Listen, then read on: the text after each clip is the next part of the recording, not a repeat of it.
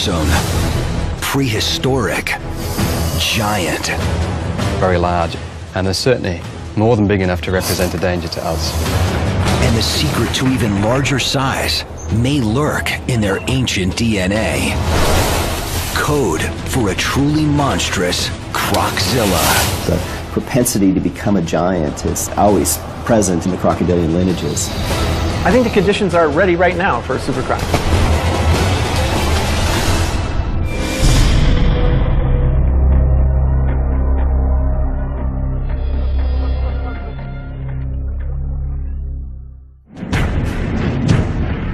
$65 million years ago, a devastating extinction event wiped out most of the Earth's reptile giants.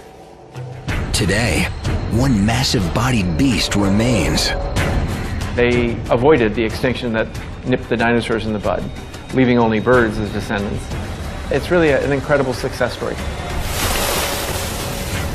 They're one of evolution's most incredible survivors, revered by some as gods, reviled by others as man-eaters. So never underestimate a crocodile in the water. If you get too close to it, then really, that's the end of it.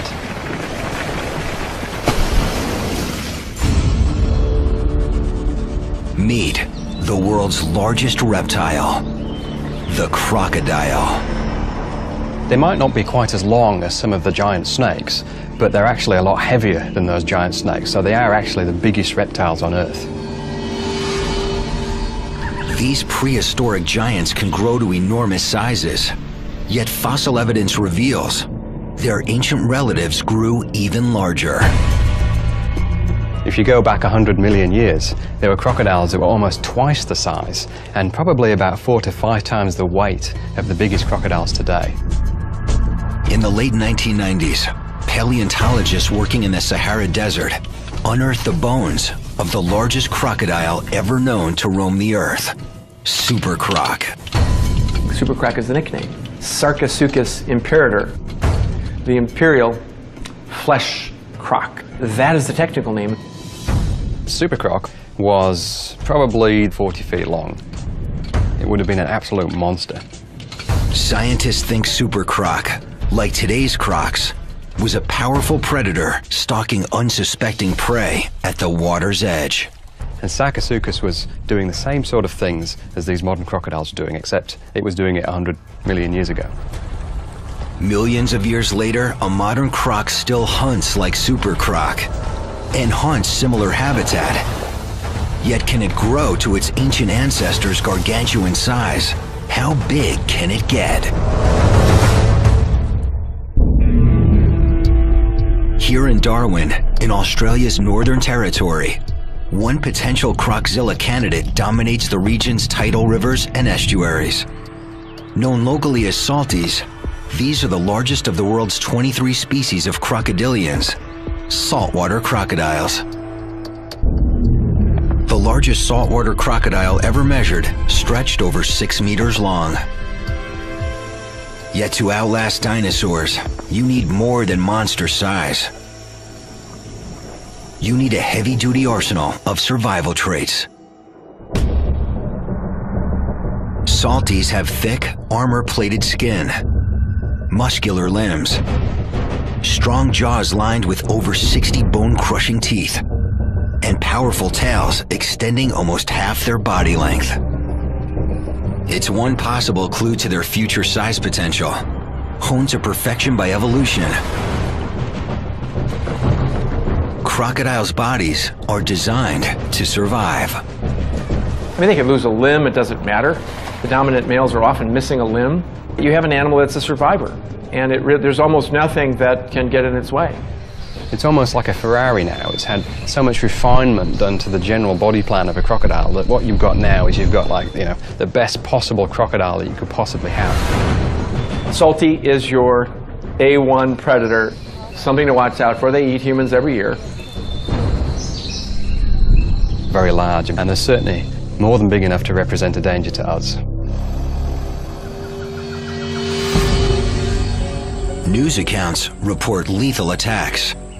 In rural Darwin in 2009, while swimming with her sister and 2 friends near a swamp called the Black Jungle. An 11-year-old girl vanishes. Police mount a ground search for the girl. Helicopters scan the bush from the air. The next day, they find her remains. Bite marks indicate her killer was a crocodile, measuring about 3.5 meters. Trained crocodile catcher Robbie Risk was part of the search team. That was a really emotional event. And that took about a day to find any remains. When we did, you know, it was something that, you know, which you don't really want in your head. Groups of armed officers scour the area, setting traps throughout the floodplain, but they never find the culprit croc. Though attacks like this are rare, salties probably kill about 6 people a year. Yet officials estimate there are up to 150,000 of them moving from rural tidal rivers into Darwin waters. The unique thing about Darwin is that it's essentially a city that's situated right in the middle of crocodile habitat. And as they spread to urban and suburban areas, the odds of attacks on humans may be increasing exponentially. If most crocodiles in the tidal rivers here didn't move, they'd get killed by other crocodiles. There's just not enough food and there's not enough space to go around. And this is why you've got saltwater crocodiles moving along the coast towards Darwin. And more crocodiles every year are found in and around Darwin. And obviously the potential for disaster is so much higher.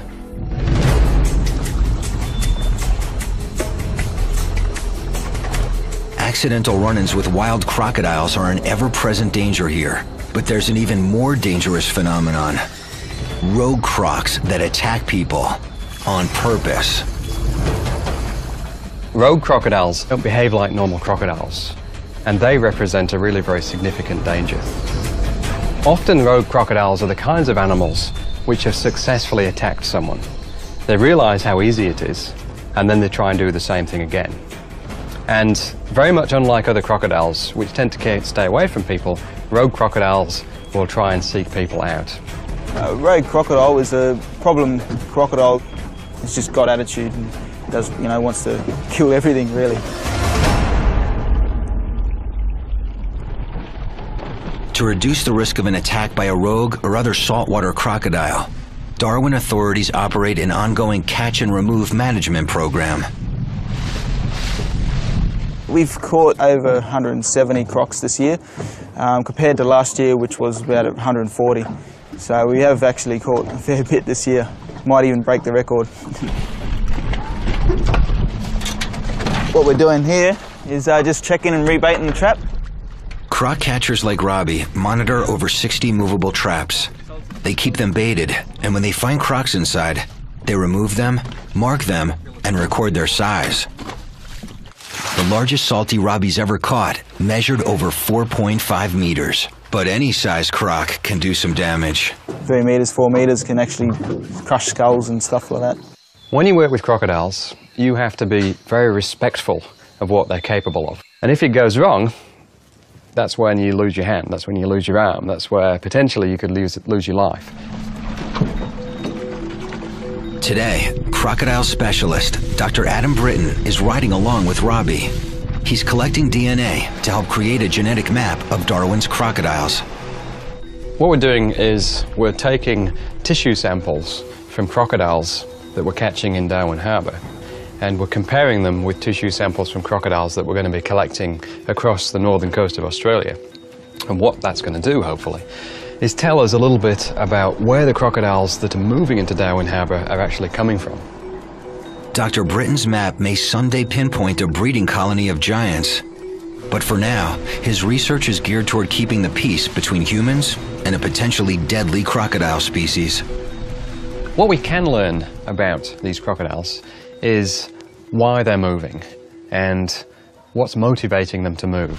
And if there's a risk of crocodile attack, then you have to try and reduce that risk. And hopefully we can figure out how to make it safer for people. And then people will be more likely to put up with crocodiles that live on their doorstep.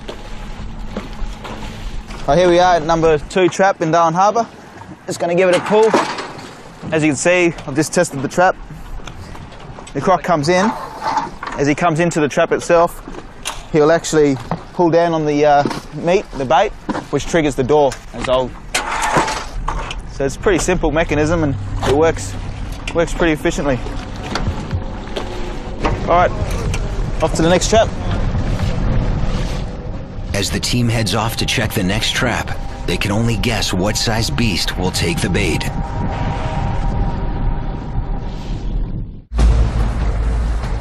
A crocodile can grow as long as it lives. It's another clue to their future size potential.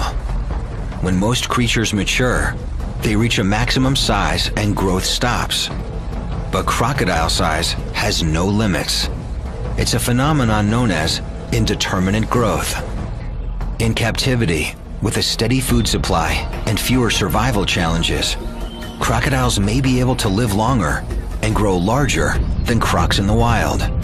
These animals pretty much grow until the day that they die, so it is possible that these animals are going to reach much greater sizes in captivity than they normally would in the wild. One of the largest captive crocs ever recorded, a saltwater crocodile named Gomek, lived here at the St. Augustine Alligator Farm Zoological Park in Florida. Gomek maxed out at over 17 feet, weighing nearly a ton. He became a main attraction, drawing audiences to his feeding shows in droves. Today, his supersized legacy lives on in another huge salty named Maximo. So he's over 15 feet long, 1,200 pounds. He's an incredibly powerful animal.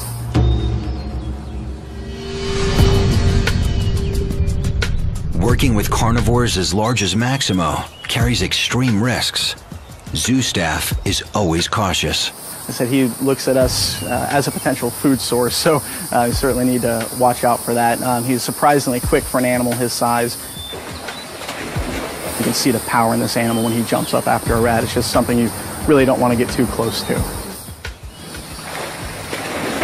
Maximo's size may be what draws onlookers to his enclosure. Yet like other crocodilians, his most remarkable trait may be intelligence. Crocs are definitely the smartest of all the reptiles. They have the most well-developed cerebral cortex of any reptile, and they're a lot smarter than people think they are. Crocodilians have a reptile-sized brain. I mean, it's literally the size of a walnut. And yet, they are incredibly smart animals for what they need to do. And some of what they do is pretty spectacular. In the wild, crocs seem to have an eye for detail. They can read their surroundings and respond by changing their behavior. You can go into an environment, be observed by crocodiles that you never see, and you will never see them again. They didn't see you. They didn't like the way your clothes were. They didn't like the way you moved. They didn't like your boat. They hadn't seen your boat on the river. They noticed something was up. You will never find them again. They may also display some form of memory. To be a crocodile, you want to know where the best place to hunt is going to be on a day-to-day basis. And you can't just stumble upon it every day. You have to remember, you have to learn. And here in captivity, some crocodilians, like this alligator named Bomber, seem to show thinking. You tap him on the snout, he'll open up, throw a nugget of food in there, and he'll slam shut on him. He gets a meal and somehow realizes that you want him to do that. The first time he'll do the trick just fine. The next time he'll move back about 2 inches. The next time about 4 inches. So he'll keep moving back. And what he's doing is, it seems to be that he's trying to lure you into the water to the point where you'll fall in. And God knows what he wants to do with you from there. This animal is thinking. I mean, this is a learned behavior.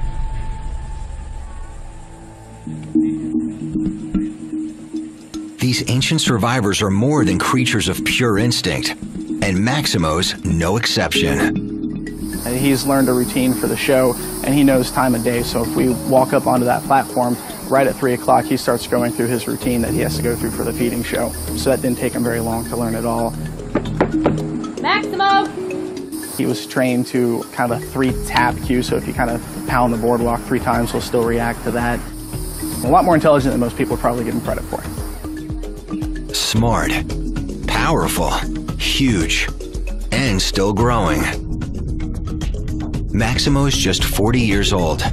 At 4.5 meters, 544 kilos, he can grow for decades. Only time will tell how much bigger he can get.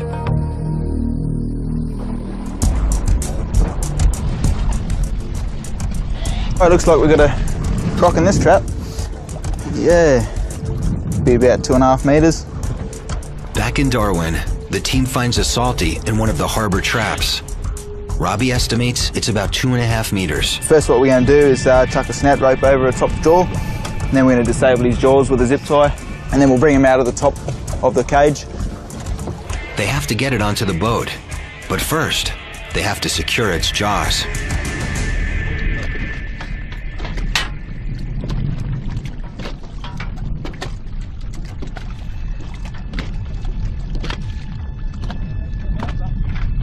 To get the croc to open its mouth, the croc catcher taps it on the snout.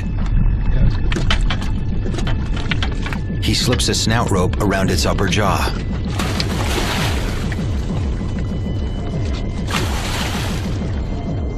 But the noose is caught on the croc's upper teeth. Just got to bring it back a bit more.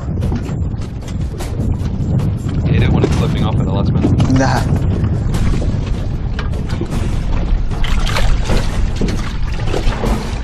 Finally, the noose slips over the teeth and into position around the upper jaw. Now I'll jump on the trap and I'll disable the jaws with a zip tie, so we don't get close enough to the croc ourselves. So there's no interactions between us and the animal itself, so no one's going to get hurt.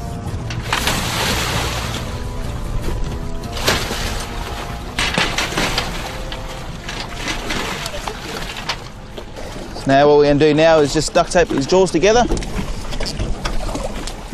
and then cover his eyes. Covering its eyes helps minimize stress. Eyes covered, jaws are secured. Now we're ready to bring him out of the trap.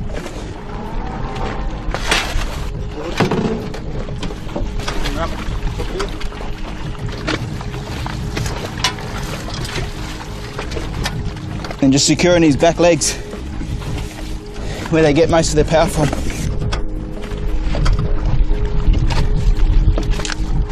And final part, just a bit of protection there from his other teeth that are protruding over the top jaw. So when we do handle him, we won't cut our hands up and stuff. Even with the croc's jaws zip tied and taped, with one swing of its head, its large teeth can tear open human flesh. With a wild salty captured for relocation, Robbie and the team loaded onto the boat. Stop. Beautiful. When the croc's secure, the team ties new bait, resets the trap, and heads off to check the next one.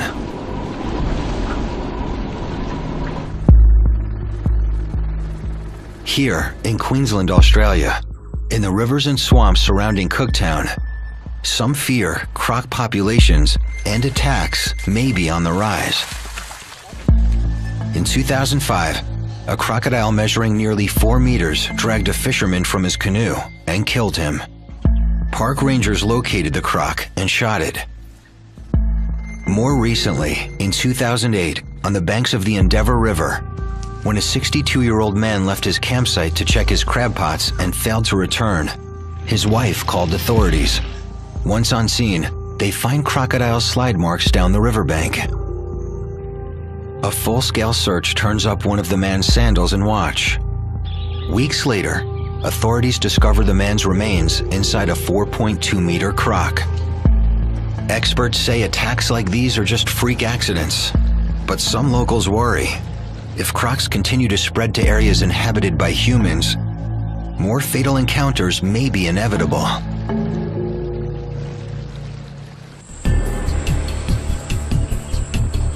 In Florida, at the St. Augustine Alligator Farm, biologist Dr. Gregory Erickson is studying a crocodile's main predatory tool, its bite. We're trying to understand what makes these animals tick. We're interested in how the musculature and the mechanics of the jaws allow them to generate their bite forces, and how the shapes and sizes of the teeth contribute to the pressures that these animals use to make a living. These are our bite force transducers. When it bites down on this, it's going to exert a force, and this is a 4-sensor device, like a good bathroom scale, and it's going to send out a signal to a charge amplifier that's going to record the bite force. He starts by prepping a specially designed bite force meter. The meter's leather pad so it doesn't hurt their teeth. And as soon as you touch one of their teeth, it triggers a snapping bite, is what we call it, and they'll slam down, apparently with as much force as they can possibly generate, and we'll get a recording instantly of what the maximal bite force was. I'm not exactly sure what this Nile crocodile is going to do. They tend to be rather surly animals.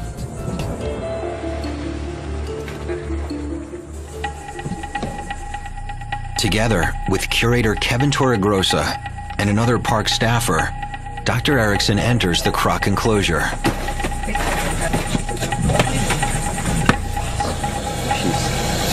She's a mad motor scooter.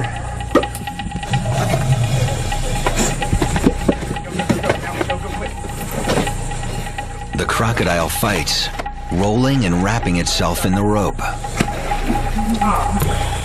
Right there.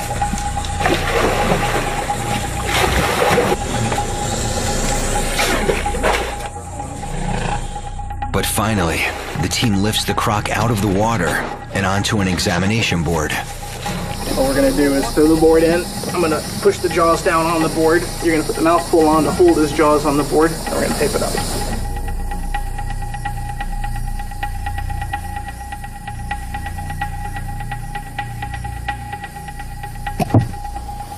I hate that part. A wooden block props open the animal's jaws and prevents it from clamping down. Right there would be good. Okay, cinch it down, tight.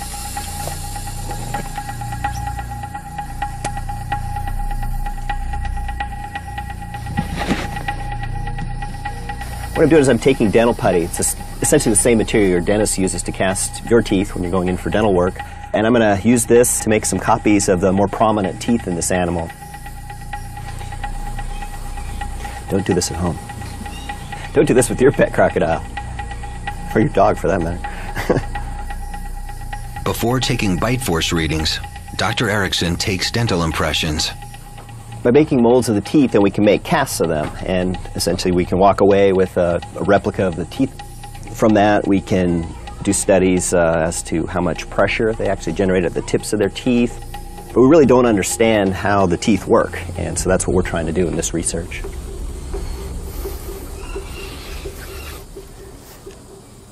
I hate doing this. It's not a natural thing to do, to put your hand in the mouth of a crocodile. It's for the cause, I guess. This will sit in about 5 minutes, and so we'll be able to pop that right off and hopefully get this animal back in the water as soon as possible.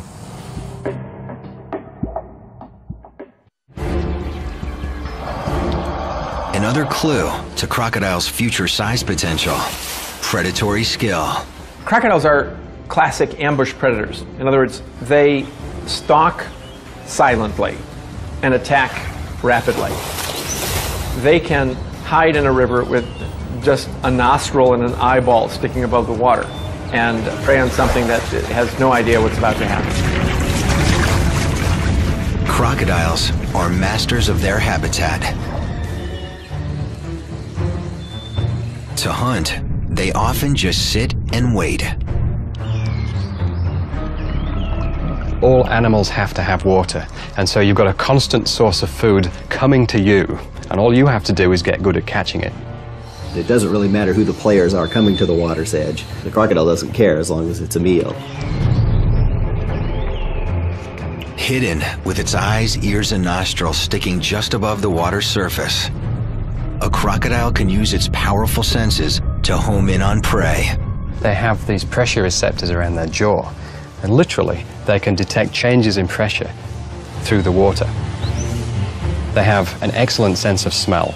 They can smell animals and prey from quite a long distance away, and it could be several kilometers away.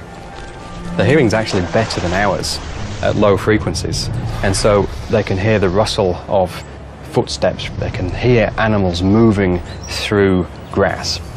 Their eyesight is excellent too. They've got full color vision and they can see at night very effectively.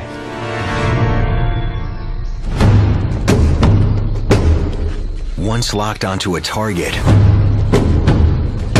a croc approaches unseen, propelled by its powerful tail.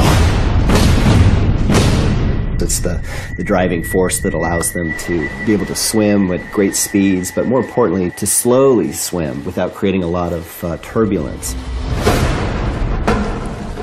And if they see something come close to the water, they'll swim underwater for a distance, and then they'll come up a little bit closer, and they'll have another look, and they'll see what the situation is. And they'll keep getting closer and closer, and all that prey item has to do is get sufficiently close to the crocodile, and as soon as that happens, bang, that's it, it's all over.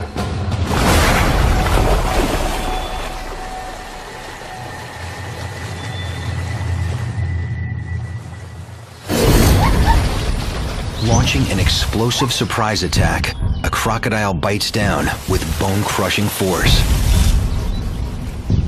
dragging its victim into the water to drown it.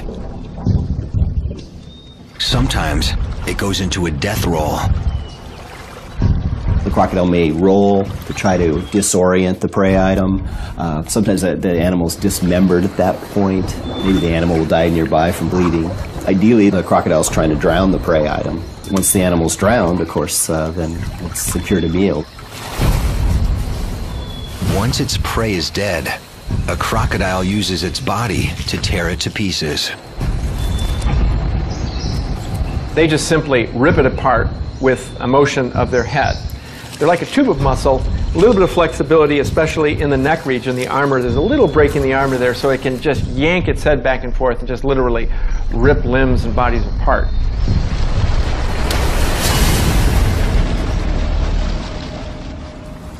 Gravity helps it swallow. Okay, let's see if this is fine. Seems to be. Back in Florida, Dr. Erickson removes the dental putty from a nearly 2.5-meter crocodile's tooth. This animal's really powerful. You saw right there, just touching that tooth set this animal off. They're a lot faster than we are, so you have to be careful. I mean, if we hadn't had that mouth taped shut, I'd be heading for the hospital right now. You never want to reach down into this area. We call it the hitting zone.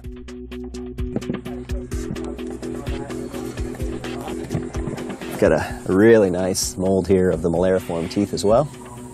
And so we'll take these back to the lab and we'll make some replicas of this crocodile's teeth.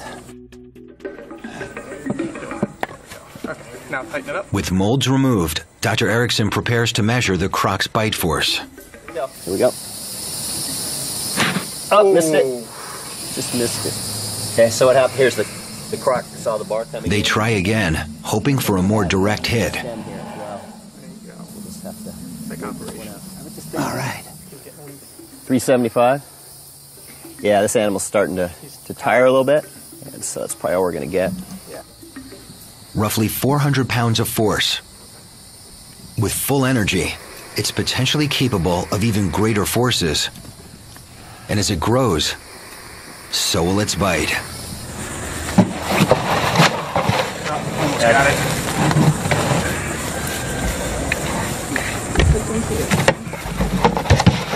Just let him run all the way back. All right, come on, Dave. Good job. Back to his corner. As the team releases the croc, it races off. Dr. Erickson will take his molds, bite force readings, and measurements back to the lab for analysis. With the bigger crocodiles, such as the saltwater crocodiles, we're getting numbers approaching 4,000 pounds. Almost twice what we see in the spotted hyena, which is the bone-crushing champion among mammals. It's also twice as high as what you see in the Bengal tiger or an African lion. Over 1,800 kilos of force eclipses any animal on the planet. Dr. Erickson believes the huge force is necessary for its survival. Most crocodiles don't have particularly sharp teeth. They're blunt instruments, not well designed for puncturing things. But with the kind of forces these animals generate, they are able to produce pressures that are high enough to puncture through hide and sustain impacts with bones. And they pull it off, and they've been doing it for a long time, and they're pretty good at it.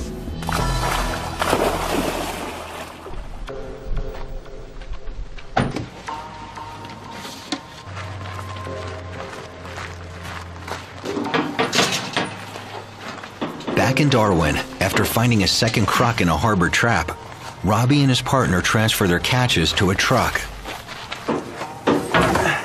Measure them up, and then identification numbered. We always keep the heads up just to stop them from, regurgitating, and then they could drown because their jaws have been taped up. This is a receipt book here.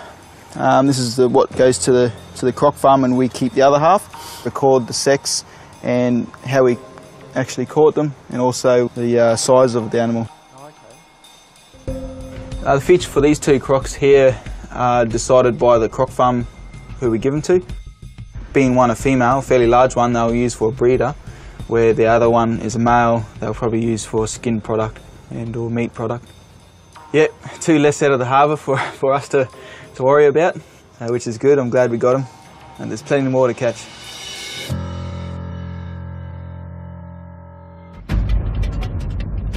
Another clue to crocodiles' future size potential? They're one of nature's most adaptable animals, capable of feeding on a wide range of prey, from small fish to beasts as big as kangaroos.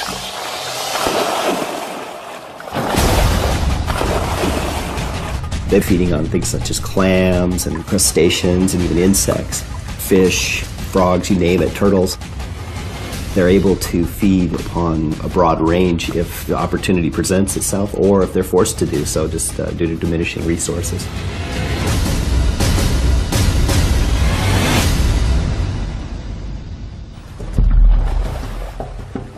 Crocodiles can also adjust their behavior to their environment, especially if they locate a good food opportunity.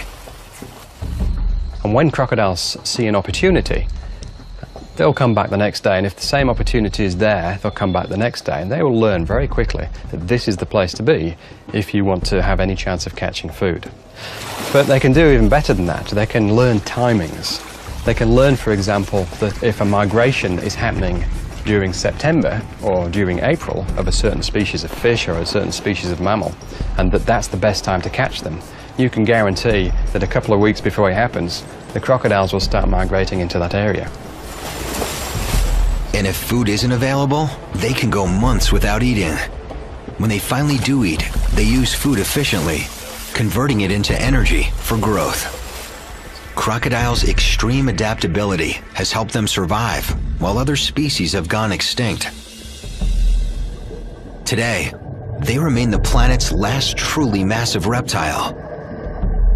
But recent fossil discoveries reveal a lineage of even larger crocodilians. In the 1990s, paleontologist Paul Sereno and a team of researchers stumble upon the find of a lifetime: the ultimate killerzilla, Sarcosuchus imperator, super croc. Back about 15 years ago, I set foot in the Sahara. It was an exciting and very difficult expedition to try and open a Pandora's box of dinosaurs. But what was really eye-opening was the crocodiles. And in fact, the very first bone I found belonged to super croc. Then we found the skull. To see a 6-foot skull, something that is longer than you are when you lay down next to it, and realize that that's a crocodile, it is amazing. I mean, we marveled at it when we were in the field. Roughly 110 million years ago, super crocs stalked the banks of a river, coursing through what is now arid land. Super croc was an ultimate stealth predator, ambush predator. It had enormously powerful jaws and teeth that were like stubs. They were like hooks. They were definitely not designed for eating fish. They were designed for eating dinosaurs. They were designed for pulling dinosaurs down to the water, drowning them, ripping them apart. And the tail is like I don't know, it's like the trunk of a sequoia. It's too big to wrap your arms around. It's absolutely monstrous. They probably had bite forces perhaps as high as 20,000 pounds or something like that, and God knows what kind of pressures they were generating.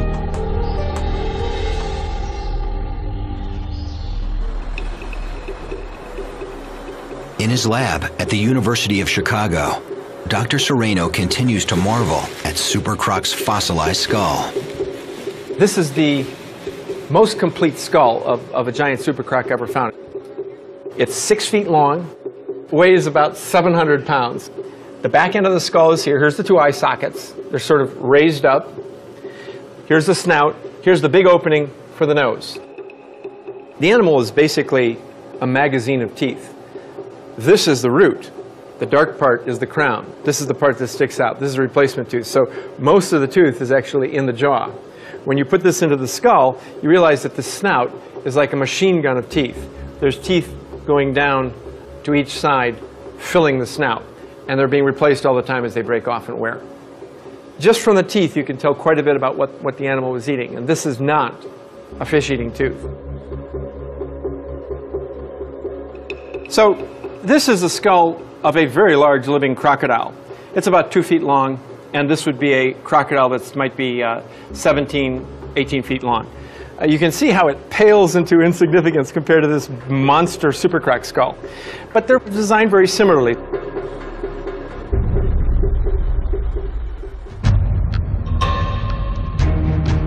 So, how big was Super Croc? They're about twice the size of the largest saltwater crocodiles, and probably somewhere in the region of about 10 times as heavy. Well, we think Super Croc was 40 feet long as a full adult. Yes, a croc the size of a school bus. How much did it weigh? 8 tons is a good estimate. The largest crocodile to ever survive on Earth.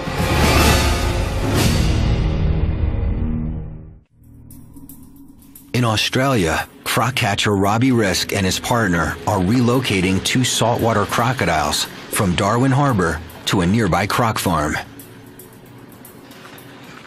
Ah, here they are in their new home. Here we go, yeah. So, 2 nice crocs. Yep. 2 very Nice ones. One female, one male. Oh, female, eh? Yeah, one female. Oh, they'll be very pleased with that. Yep. We'll just lift them up and put them straight in. 2,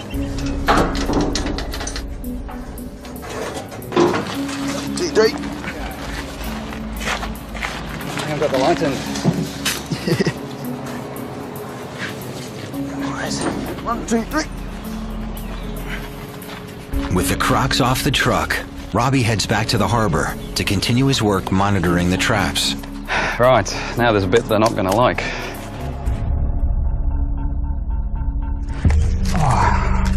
Okay, so what I'm going to do now is take a tissue sample from this crocodile. These Dr. Britton hopes the tissue samples will yield genetic material for his DNA map of Darwin's croc population.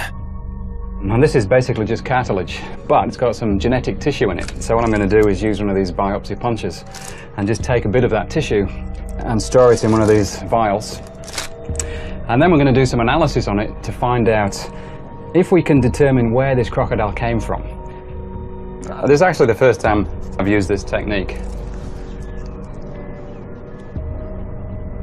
Okay, that works a bit better.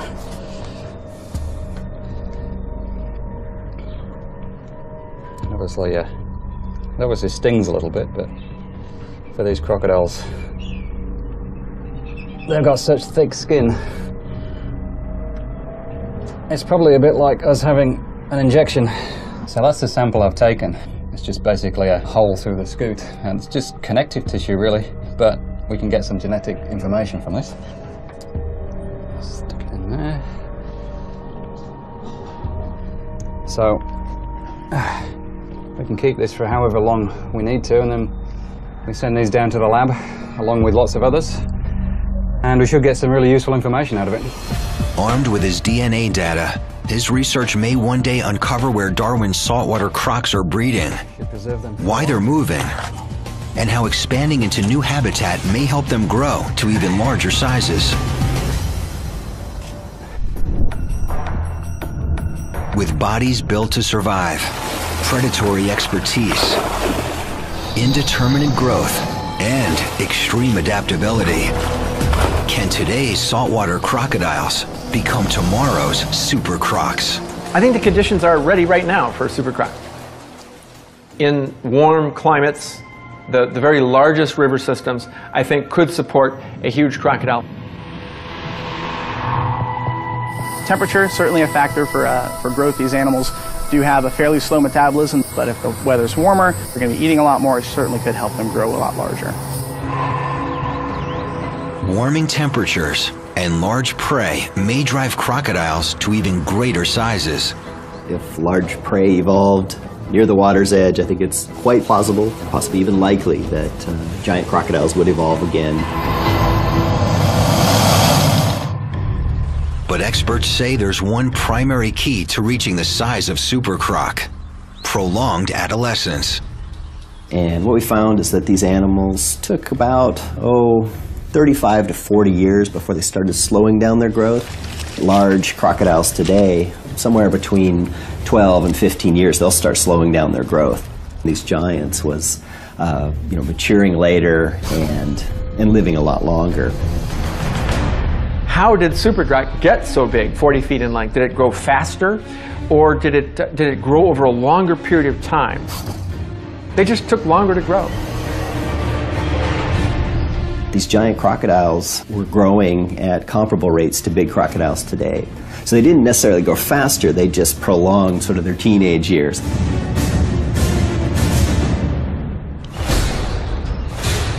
With the right circumstances and an extended adolescence, modern crocs may someday morph into future giants. Body size is one of the easiest things for evolution to change. Just a handful of genes, a couple of glands going on and off at different times, and you can enlarge yourself beyond what you once were. What happened during crocodilian evolution is on about 6, 7, maybe even 8 occasions, crocodile lineages reached gigantic proportions, animals 35 feet or more. The propensity to become a giant is always present in the crocodilian lineages. Life is not constant, life will change. And it may be possible that in the future, something as large and impressive and awesome as Sarcosuchus might one day exist again. So, how big can it get? If future salties size up to super croc proportions, this is what a croczilla might look like. A fearsome predator clocking in at more than 12 meters, 7,000 kilograms. With a tail almost 5 meters long, a near 2-meter skull, teeth like railroad spikes, and jaws capable of biting down with over 9,000 kilos of pure predatory force. One colossal example of how big it can get.